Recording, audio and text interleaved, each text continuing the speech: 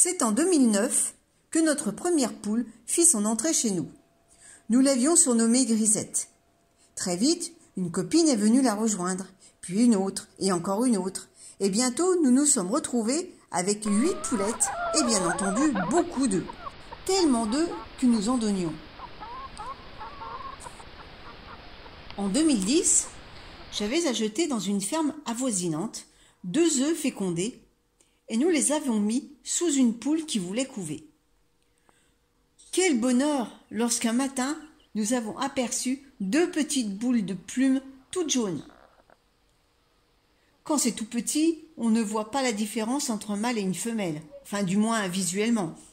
Mais très vite, on a pu constater que nous avions une poulette et un coq. Le mâle était beaucoup plus gros que la femelle. Un coq. Gros dilemme.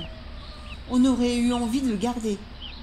Mais nous ne sommes pas seuls et nos voisins n'auraient certainement pas apprécié d'être réveillés au chant du coq. Nous avions donc décidé de le garder jusqu'au premier cocorico et ensuite, on allait le donner dans une ferme où était mon cheval. Ce sont des gens que nous connaissions bien et nous savions qu'il allait être très heureux là-bas. Nous avons eu la chance pendant une courte période d'admirer ce coq qui devenait de plus en plus beau. Il avait un pelage doré avec un panache bleu électrique. Il passait son temps à courtiser ses belles, n'hésitant pas à leur sauter dessus.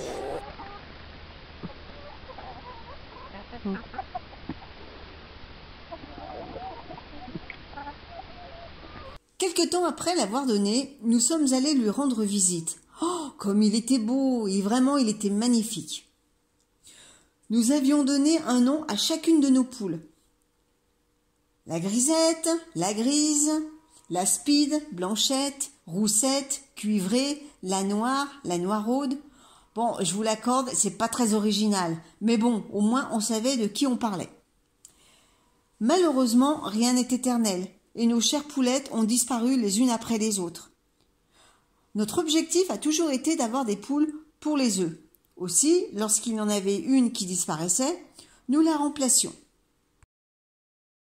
Et c'est ainsi qu'arriva la Dodu. En 2020, nouvelle lubie. Et si nous prenions des oies? Mais à l'époque, nous ne savions pas qu'elles pouvaient être très bruyantes.